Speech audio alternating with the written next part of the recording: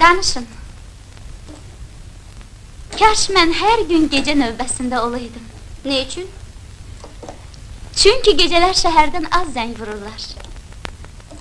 Bir də ki, 4-cü sexin rəisi deyəsən axı bu vaxtlar zavoda gəlmir. Üçüncü kimdir burada? Budur, geldi. Kimdir üçüncü? Sen isteyir.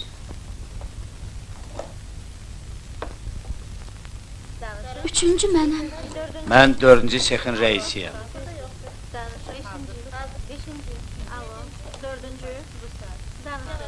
Mən burada təzəyəm.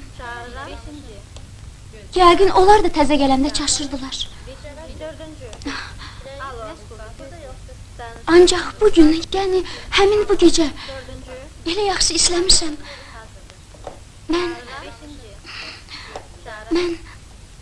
Mən bu sənəti çox sevirəm.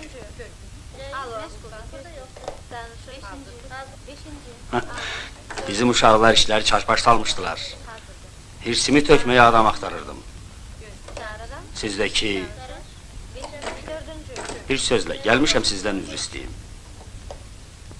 Adınız nədir? Mehriban. Mehriban? Gözəl addır. Mən də...